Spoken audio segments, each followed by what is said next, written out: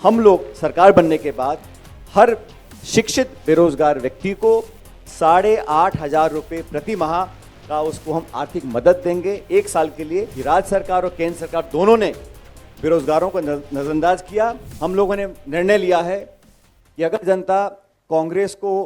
अपना आशीर्वाद देती है तो हमारी प्राथमिकताएं बहुत सारी हैं, लेकिन नौजवानों के प्रति विशेष रूप से राहुल गांधी जी, खड़गे जी, हम सब ने निर्णय लिया कि हम सबको दिल्ली में रहने वाले जो हमारे साथी हैं, जो नौजवान हैं, जो शिक्षित हैं और जो रोजगार के अभाव में दर दर भटक रहे हैं, उनको साधने के लिए, उनको प्रोत्साहन देने के लिए, उनको संबल देने के लिए सरकार का कुछ दायित्व होता है। और मैं हमेशा कहता हूं, सरकार का जो पैसा खर्च होता है, एक एक रुपया सरकार खर्च करती है, किसी के जेब से नहीं जाता, जनता का पैसा होता है।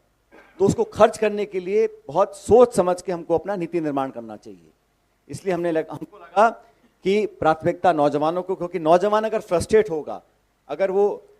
हतोत्साहित हो जाएगा, तो ये दिल्ली के लिए अच्छी बात नहीं है, देश के लिए अच्छी बात नहीं है। तो हमने निर्णय लिया है, हमारी पार्टी ने निर्णय लिया है और मुझे बड़ी खुशी है कि इस गारंटी को आज जनता के समक्ष रखने के लिए पार्टी ने मुझे आदेशित किया है। और मैं आप सबके माध्यम से दिल्ली के लोगों को बताना चाहता हूं कि हमारी सरकार बनने के बाद हमने निर्णय लिया है, जो भी दिल्ली का निवासी मतदाता शिक्षित होगा, लड़का लड़की, और वो बेरोजगार होंगे, उनको हम 1 वर्ष तक, और हम चाहते हैं हम उनको ताकत दें ताकि अपने जीवन को सुधार सकें। हम लोग सरकार बनने के बाद हर शिक्षित बेरोजगार व्यक्ति को 8,500 रुपये प्रति माह का उसको हम आर्थिक मदद देंगे 1 साल के लिए। लेकिन ये मदद सिर्फ आर्थिक नहीं होगी, हमारी कोशिश ये रहेगी कि हम उन लोगों को उस क्षेत्र में अब्जॉर्ब करवाएं जहां उन्होंने ट्रेनिंग या पढ़ाई करी है। कंपनियों के माध्यम से, फैक्ट्रीज के माध्यम से, संगठनों के माध्यम से, उनके माध्यम से 8,500 रुपये प्रति बेरोजगार शिक्षित नौजवान को हम देंगे। और हमारी कोशिश रहेगी कि हम दिल्ली में जो उद्योग हैं, फैक्ट्रीज हैं, कंपनीज हैं, उनके माध्यम से वो पैसा दें ताकि वो लोग, अगर उनको आर्थिक मदद मिले,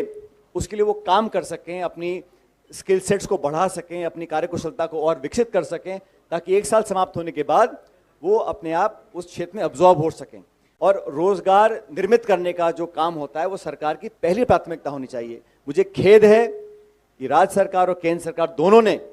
बेरोजगारों को नजरअंदाज किया और जो निवेश होकर, उद्योग लगकर पढ़े लिखे बच्चे बच्चियां रोजगार पा सकते थे, वो कई साल तक मौका देने के बावजूद ये दोनों सरकारें काम नहीं कर पाई। और कांग्रेस ने, चाहे वो राजीव जी की सरकार हो, जब आईटी क्षेत्र में हम लोगों ने जनता को प्रोत्साहित करने का काम किया था, मनमोहन सिंह जी की सरकार में हमने जीडीपी को बहुत आगे बढ़ाया था और मैं खुद उनके साथ सरकार में मंत्री था, तो आईटी के क्षेत्र में, टेक्नोलॉजी के क्षेत्र में बहुत हम लोगों ने काम किया था। दुर्भाग्यवश आज जो राजनीति दिल्ली में हो रही है वो सिर्फ मीडिया मैनेजमेंट की है, आरोप प्रत्यारोप की है, अपने आप को बड़ा साबित करने की है, और इसके घर पे इतना पैसा, उसके मकान में इतना पैसा, यहां तक सीमित रह गया है।